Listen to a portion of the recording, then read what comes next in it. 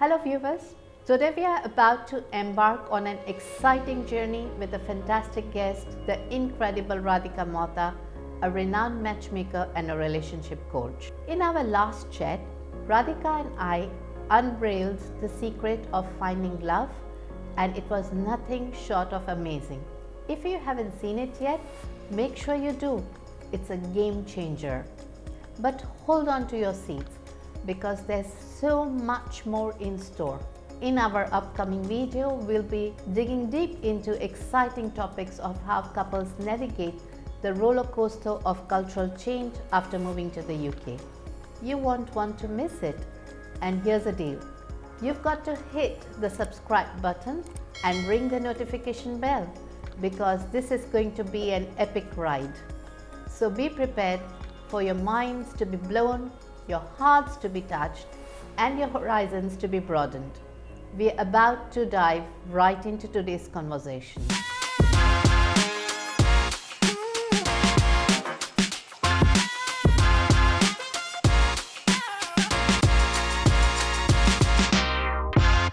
Radhika, I'm so excited to know about your experience, and I think when applicants are moving across borders and getting married, there's quite a lot that goes into, especially cultural change. Do you agree? I mean, do you see this in your experience that there's a huge cultural change when they are into a new country, especially, for example, if they're in the UK, then one has to be a mind shift change because then you don't get those domestic help available. You need to self-drive, you need to be doing a lot of things very independently.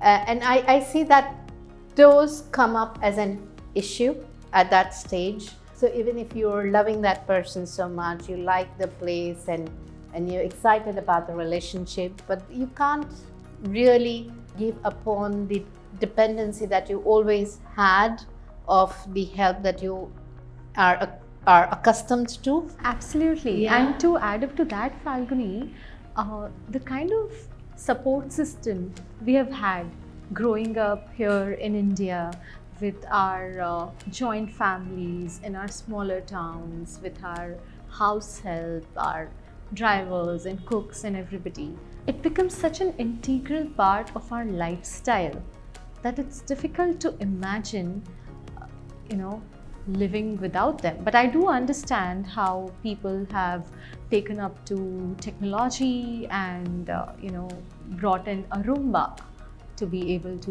mop and clean, or brought in a dishwasher to be able to do the dishes or stuff like that.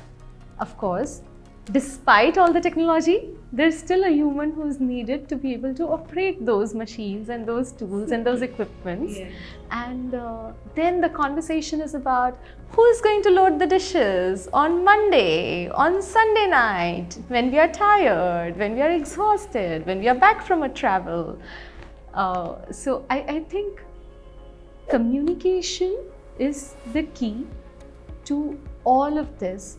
It's so important to clearly communicate and convey the real picture, the authentic you, as well as the real picture of what it's going to be like. It's not going to be one of those SRK movies with you wearing a chiffon sari and the person in a tuxedo and everything is going hunky-dory, rosy picture. Like, no. A lot of it is also about adulting skills. So, do you know how to drive your car? Because the public transport situation could be different, or you may be in a remote location and not necessarily have access to your drivers and all of that, or you may not have staff at all.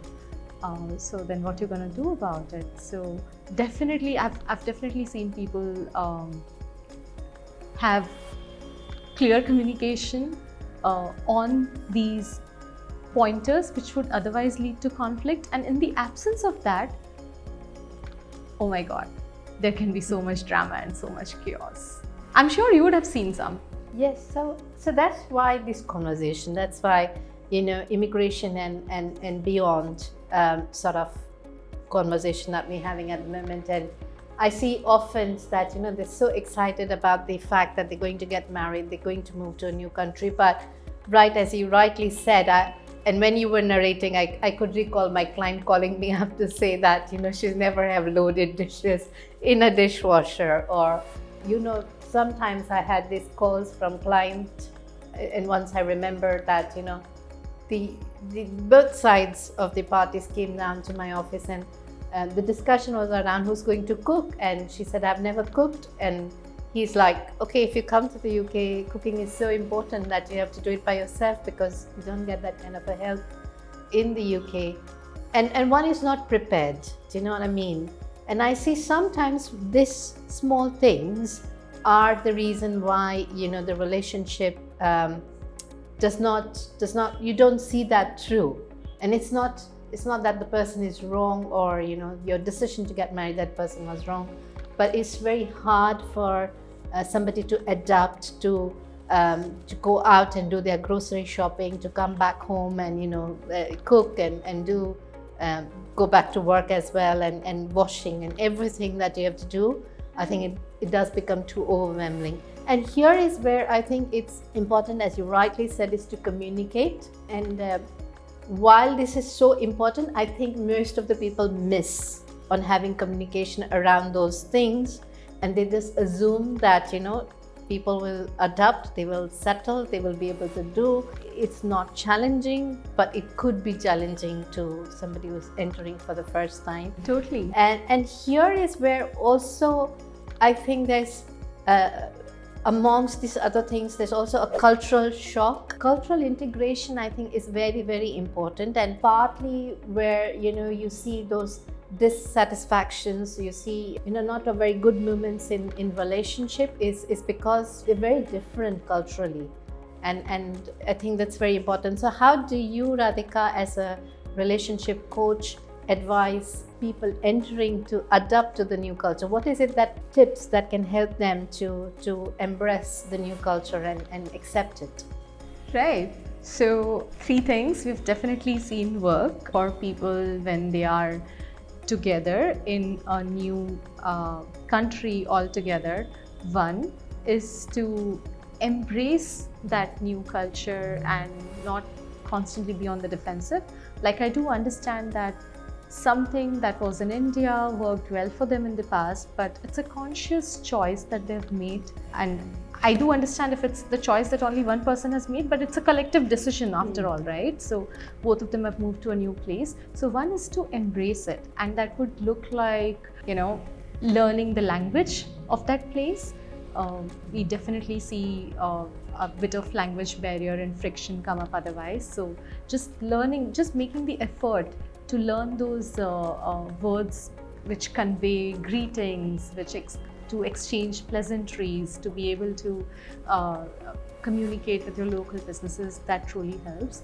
Embracing in terms of the holiday calendar, because if there are local traditions and things that bring people together in terms of local festivities, it really helps. It acts as a binder to bring people together, and you have that shared experience of celebrating the same thing. So that really leads to a lot more conversations, because you're reducing the amount of differences by building those common grounds. And then to embrace the fact that these are your people and we're no different. So then it's okay if you in your culture cook rice a different way, but there's no harm in learning how they prepare rice in a different way. And when you participate in that potluck where everybody is bringing their own rice recipes, you're there without worrying about, oh no, but we don't get it the way we used to get it there. And it's cool. So one is to really embrace at a lot of levels. 2 is to be mindful of the fact that anything which is new in somebody's environment could come across as a threat, because we are hardwired to look for threats to keep ourselves safe. So if you are new to that environment, it's not that people don't like you, it's just that they don't know you as yet. And that's the reason something that you do or say might come across as a threat. So it's important to communicate those safety cues more often. And those safety cues in a very visual sense would look like not being on your phone and listening with full intent. Or if they say something, can you mirror a few of their words and continue the conversation?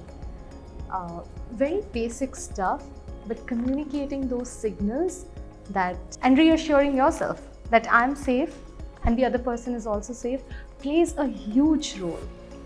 Because as long as we keep ourselves on the back foot and say, I'm not feeling good here, I'm not feeling safe here, everybody's different, everybody's weird, like it acts against you. So 2 is to communicate those safety cues. And the third thing is to find your people. So if you're Indian, there's an expat community. If you're Gujarati, there's Garba happening. If you are in a certain neighborhood, you find your alumni network. But literally, just like show up and find your people and start where you are with what you have. Don't worry about only when Christmas arrives, only when 6 months later a certain office offsite happens will I be able to introduce my person to the rest of the team. Like, come up with your own occasions, right? Or take your partner to the office party that is anyway happening, or to the whatever that extended weekend or picnic is.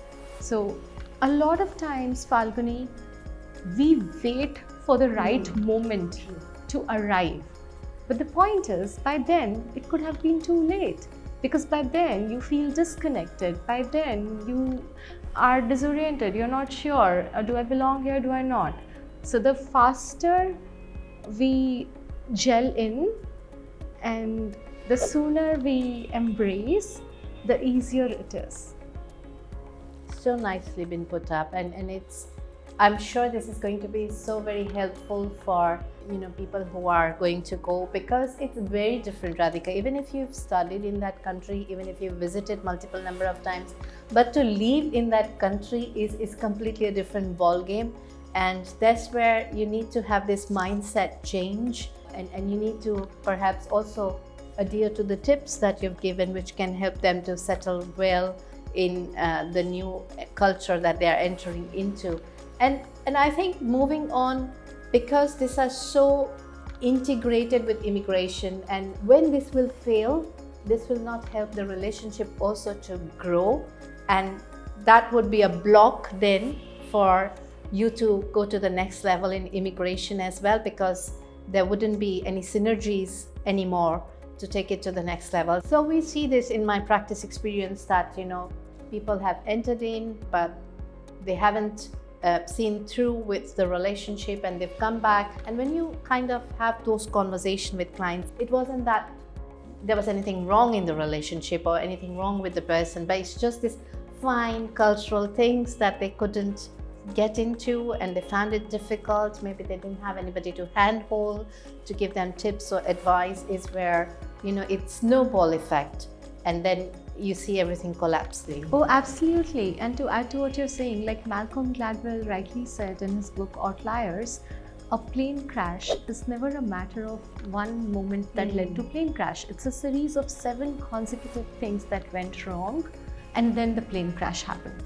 So it's never about one fine day, somebody decides to separate or part ways or file for a divorce or whatever it is. It's about all those little moments that were building up where they did not feel seen or heard in the relationship. And then one fine day they decide this is it. Yeah.